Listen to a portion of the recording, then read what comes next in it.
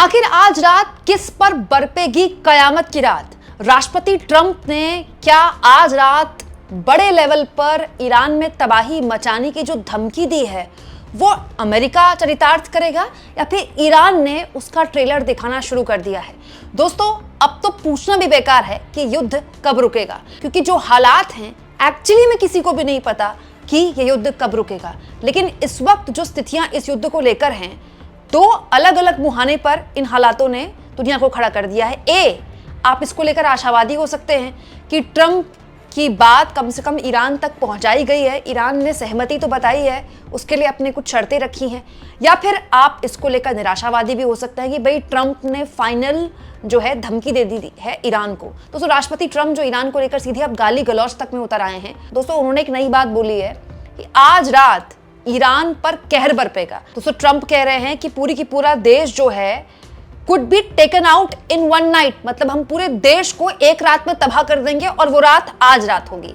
The entire country could be taken out in one night, and that night might be tomorrow night.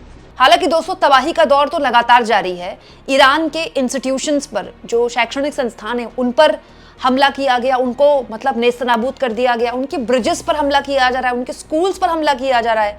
तो जो civil ठिकाने होते हैं किसी भी देश के, इंफ्रास्ट्रक्चर, सिविल इंफ्रास्ट्रक्चर, दोस्तों वो तो ईरान के लगातार ही निशाने पर हैं।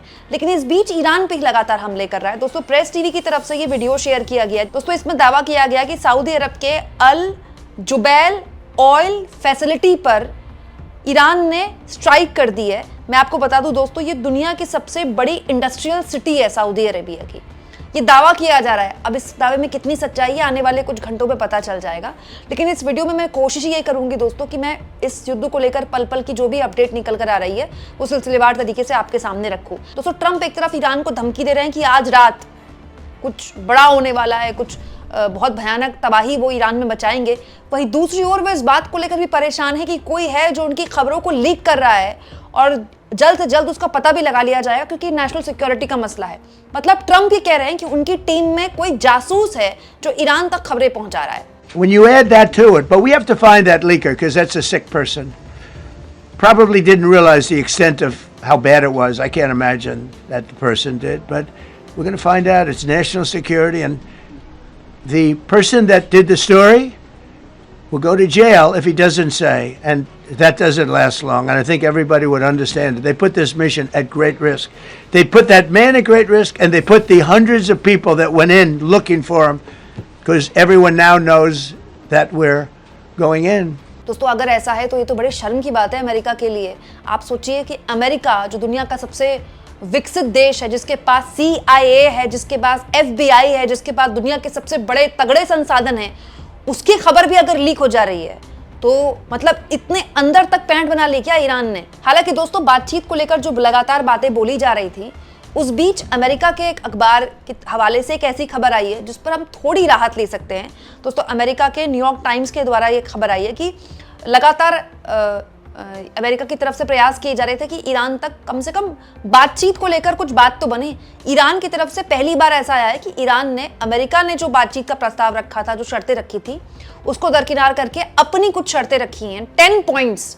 वो 10 पॉइंट्स में जो इंपॉर्टेंट बात है दोस्तों, सबसे पहले तो ये है कि सारे अटैक उस पर रोके जाएं, पूरी तरह से युद्ध विराम हो। मतलब होता क्या, अमेरिका युद्ध विराम का ऐलान करता है, 5 दिन का युद्ध विराम, 48 घंटे का युद्ध विराम, और इजराइल तो लगातार हमले कर रहा है ईरान पर। लगातार इजराइल हमले कर रहा है, उसके एनर्जी सोर्सेज पर हमला कर रहा है, उसके इंस्टीट्यूशंस पर हमला कर रहा है। तो ईरान ने कहता है पूरी तरह से आप युद्ध विराम लगाइए, एंड ऑफ वॉर। दूसरा, सारे सैंक्शंस पर हमको रिलीफ दीजिए, जो भी प्रतिबंध आपने हम पर लगाए हुए हैं, और इजराइल जो लगातार हिजबुल्लाह पर अटैक कर रहा है उसको भी रोकना पड़ेगा। ये भी एक शर्त है। जो 10 शर्तें रखी हैं ईरान ने, उनमें से ये भी एक शर्त है। इसके अलावा दोस्तों, हार्मूज की शिपिंग की सिक्योरिटी की भी बात की है। अच्छा, यहाँ पर दिलचस्पी है कि अमेरिका की तरफ से भी अब खबरें आने लगी हैं कि अमेरिका चाहता है कि अगर ईरान हार्मूज पर कोई टैक्स लगाना चाहता है तो वो भी उसमें पार्टनर बनने को तैयार है। मतलब यहाँ भी अमेरिका को धंधा दिखाई दे रहा है। दोस्तों, ये 10 शर्तें हैं। ईरान ने कहा है कि अगर 10 शर्तें मान ली गई तो वो हार्मूज खोल देगा, लेकिन उस पर शिप $2 मिलियन का उसको फीस देनी पड़ेगी।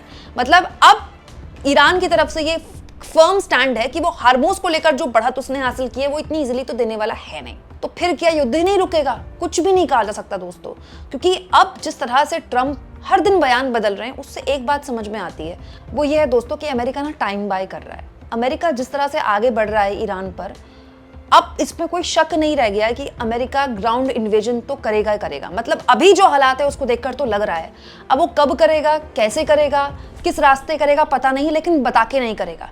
जब कर देगा ना, ग्राउंड इन्वेजन हो जाएगा, जमीन पर लड़ाई शुरू हो जाएगी, तब ही खबर आएगी। उससे पहले कोई देश नहीं बताता है। हालांकि ईरान के द्वारा बार बार ये कहा जाता है कि नर्क में अमेरिका के सैनिकों का स्वागत किया जाएगा, वो आएंगे तो जिंदा लेकिन जाएंगे नहीं वापस। वहीं दूसरी ओर क्योंकि ईरान के जो पावर ठिकाने हैं, जो उसके मतलब स्ट्रैटेजिक ठिकाने, उसको लगातार इजराइल निशाना बना रहा है, तो ईरान की तरफ से अपने नागरिकों के लिए एक अपील आई है।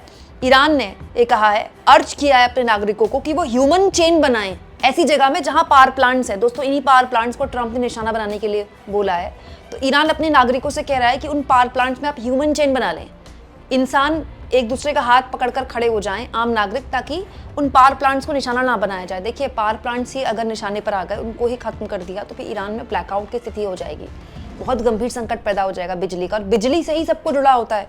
आप सोचिए अगर बिजली चली गई तो पूरा जनजीवन अस्त व्यस्त हो जाएगा, जो कि काफी हद तक वहां प्रभावित हो चुका है। वहीं दूसरी ओर दोस्तों ईरान में ताबड़तोड़ हमले पर हमले किए जा रहा है। एक और खबर है जहां पर ईरान की तरफ से दावा किया गया है कि ईरानी ड्रोन जो कि कुवैत के अली अल सलेम एयरबेस पर गया है, यूएस का एयरबेस है ये, वहां पर करीब 15 अमेरिकी घायल हुए हैं। ये दावा ईरान की तरफ से किया जा रहा है। इंटरनेशनल मीडिया में सब कुछ चल रहा है, क्योंकि मेरी कोशिश है कि इस वीडियो में मैं आपको सब कुछ बताऊं, तो वही उसी आधार पर मैं आपको बता रही हूँ। दोस्तों कुछ खबरें तो इंटरनेशनल मीडिया में और सोशल मीडिया में दुनिया भर के ये भी चल रही हैं कि रूस ने ईरान को, क्योंकि ईरान को डर है कि उसके बड़े एनर्जी इंफ्रास्ट्रक्चर को निशाना बनाया जा सकता है, आज रात हो सकता है कि, क्योंकि अमेरिका के राष्ट्रपति ने आज रात का ही तक का टाइम दिया है कि आज रात हम ईरान को ले लेंगे, ईरान को खत्म कर देंगे। तो एक रात में आप किसी देश को कैसे खत्म करेंगे? मतलब आप उसके इंफ्रास्ट्रक्चर को खत्म करेंगे, उसके एनर्जी इंफ्रास्ट्रक्चर को खत्म करेंगे। तो ऐसी खबर स्पेक्टेटर इंडेक्स की तरफ से दी जा रही है कि रूस ने ऐसे ही करीब 55 क्रिटिकल एनर्जी इंफ्रास्ट्रक्चर जो कि इजराइल के हैं, तेल के या फिर बिजली के, उसके पते दे दिए हैं ईरान को कि अगर उसके एनर्जी इंफ्रास्ट्रक्चर को निशाना बनाया जाता है तो इजराइल के भी अमेरिकी इंफ्रास्ट्रक्चर को किसी भी तरह से ईरान निशाना बना सकता है। हालांकि इसको लेकर पहले भी खबरें आ चुकी है दोस्तों कि रूस इंटेल में खुफिया जानकारी में पूरी मदद कर रहा है ईरान के। कुल जमा बात यह है कि फिलहाल युद्ध खत्म होने की स्थिति में है नहीं। हाँ, इसमें एक जो आशावादी अगर आप होना चाहते हैं तो एक ये रीजन है कि पहली बार ईरान ने कम से कम ये स्वीकारा है कि अमेरिका से उसको कुछ शर्तें मिली हैं, उसने उन शर्तों को ठुकराया है और अपनी कुछ शर्तें रखी हैं। देखिए बार्गेनिंग तो ऐसी ही होती है, सामने वाला कुछ बोलता है, फिर सामने वाला अपनी बात रखता है, उनमें से बीच में कहीं रास्ता निकलता है। लेकिन इन हालातों में अभी फिलहाल कहीं से नहीं लगता कि युद्ध रुकने वाला है। और वहीं दोस्तों यकीन मानिए हर एक दिन जैसे युद्ध बढ़ रहा है, इसमें 2-3 चीजें हो रही हैं। अब स्टेट ऑफ हार्मुज के अलावा दूसरा भी एक रास्ता है, वो भी बंद होने की स्थिति में आ सकता है। 2, तेल और गैस का संकट पूरी दुनिया में और गहराएगा। 3, इसकी वजह से भारत जैसे वो देश जो कि एनर्जी पर बहुत ज्यादा डिपेंडेंट हैं, उनके सामने, उनके लोगों के सामने बेरोजगारी का एक बहुत ही बड़ा संकट खड़ा हो गया है दोस्तों, जो अभी फिलहाल पता ना चल रहा हो, लेकिन 2-3 महीने बाद हमारे सामने जब आएगा तो यकीन मानिए बहुत बुरी स्थिति हमारे सामने आ सकती है। अब आज की स्थिति को लेकर आपको क्या लगता है दोस्तों? क्या आज रात कुछ बड़ा अमेरिका वाकई करने वाला है, या फिर ये पहले जो ईरान को धमकियां ट्रंप दे चुके हैं उन्हीं में से कुछ एक है, और वो बड़ा क्या होगा? कमेंट बॉक्स में जरूर लिखें, और जितना हो सके दोस्तों चैनल को शेयर भी करें और सब्सक्राइब भी।